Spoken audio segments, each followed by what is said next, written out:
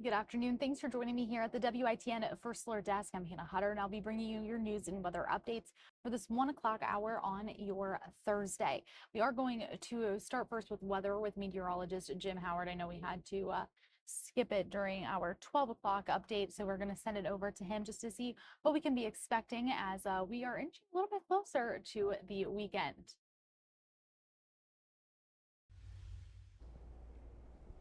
Good afternoon out there as we track that beautiful weather for you today, tomorrow into Saturday.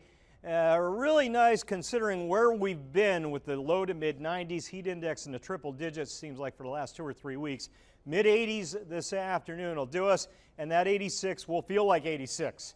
Humidity levels down, very reasonable. Mid to a few upper 80s. We'll stay quiet and in a pretty good weather place through Saturday. That north wind at about 5 to 10 through the afternoon. All right, we got our drought monitor update this morning. The news is good. All that rain we got, that 3 to 6 inches of rain last weekend, saw a full level reduction in all drought status across eastern North Carolina. This is one of the best looking drought maps we've seen in a long time. In fact, counties around the Albemarle Sound, Pamlico Sound through the Outer Banks, drought-free, completely out of drought status.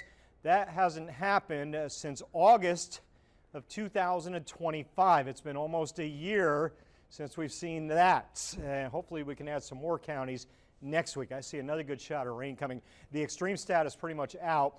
Generally, I would say moderate to severe well inland. And again, looking good out on the coast. Man, that's good to see. All right, satellite radar, neither of either, all clear through the afternoon.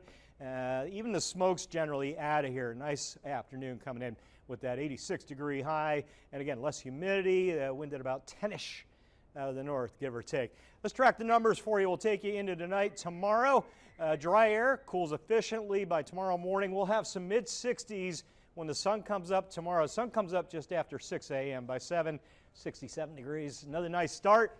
Afternoon as we wrap up the work week under blue skies. Air temp peaks, I think, close to 90, upper 80s to near 90, non-muggy degrees. Again, a nice 89, 90 tomorrow. Saturday, you're going to see some clouds starting to come in. Mid-level clouds, no big deal. No rain in the forecast. Lock in your outdoor plan Saturday. We're going to be in a good place weather-wise. Upper 80s, no rain. That comes Sunday, late day. More on that in just a sec. On the beaches this afternoon, mid-80s on the sand, jumping the surf. It's about 78, 79 degrees, and the surf feels good. A rip current risk low to moderate. And again, sunshine through the afternoon. Lather up the sunblock. Same thing tomorrow. Similar conditions for our Friday. High tide was back at 8 a.m. We'll hit a low tide 2, 3 o'clock this afternoon. All right, tropics staying quiet. We're headed into prime time tropical season, August into September. And we're looking good. Nothing brewing out there. No Cristobal. That'll be the next name on the list. In fact, Gulf and the Caribbean, all clear. Some storms off the southeast coast, but nothing organized there. No worries out into the deep Atlantic. Looking good as well. At least the next few days, developments unlikely. Take a look. Hurricane and tropical storm frequency climbs almost exponentially as you start getting into August. Here's August 1st as we head into the weekend. The number of named storms climbing when you average it out over the last 140 years or so. The peak for having named storms right in that first week of September, and then we start coming down. So we really got to watch the next 60 days. We watch everything very closely into early October as well, for that matter. All right, but again, right now, nothing brewing out there. The big map back stateside looks good. This is our buddy right here the next few days, that ridge of high pressure. Anchoring in along the east coast today, tomorrow, and Saturday. As long as that's there, we're good. This will start to move away and weaken Saturday night into Sunday. That'll open the door for this, the next front, the next rainmaker. Watch it move eastbound. Saturday's good again. Map looks great. Just a few clouds coming in well ahead of the storm. A lot of moisture pulling into this low pressure area in this front, and that means another healthy rain event coming in early next week. There's Sunday afternoon.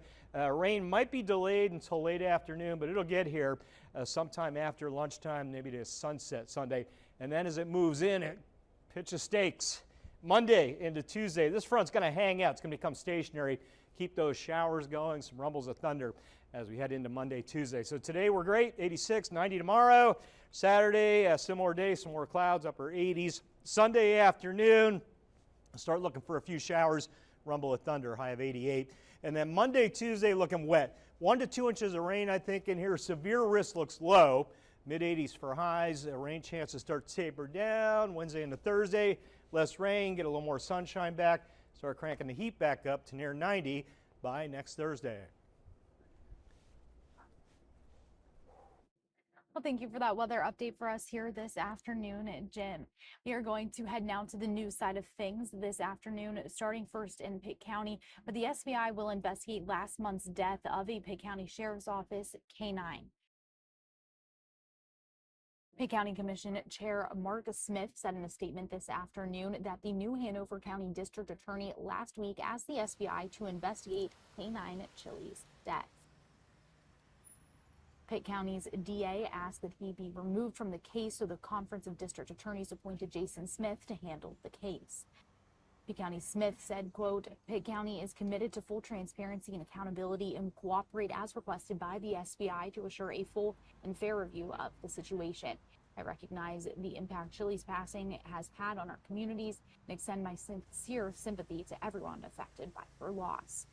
Now, the Sheriff's Office says that Chilli died on June 11th in what an internal investigation called an accident after the dog was left in a sheriff's cruiser by her handler after returning from training.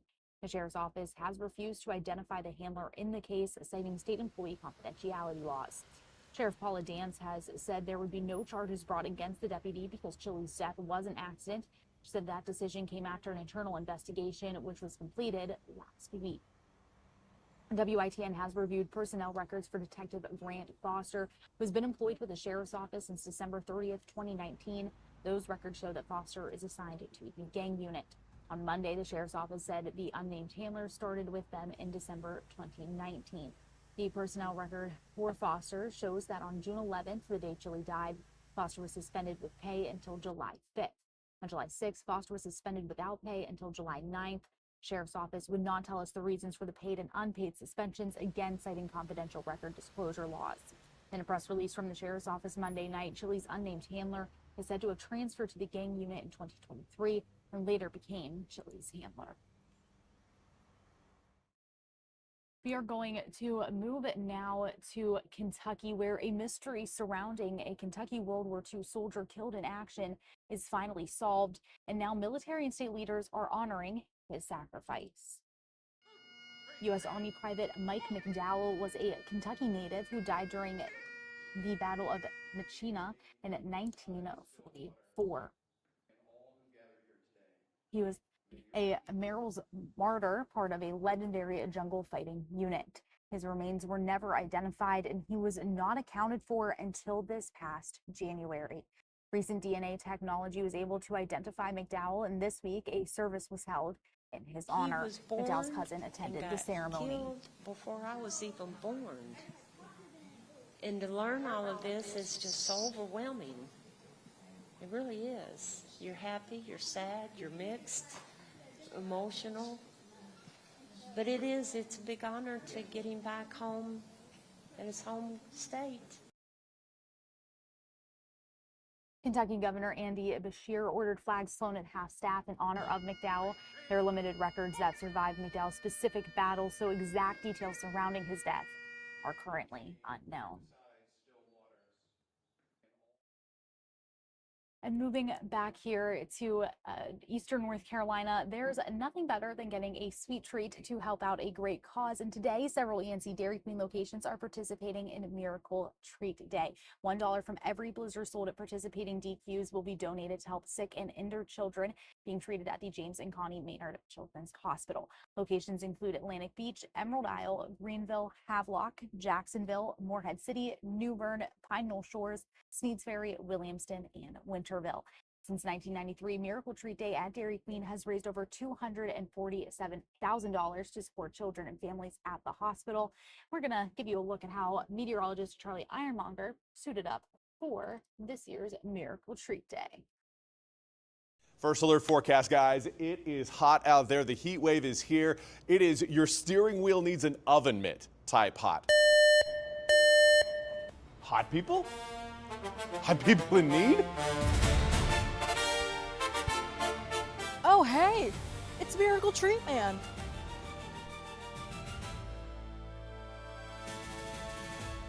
Man, this heat is really getting underneath my hood. Looks like you could use a little extra coolant. Maybe with some cookie dough. Yeah, just trying to keep the community running smoothly.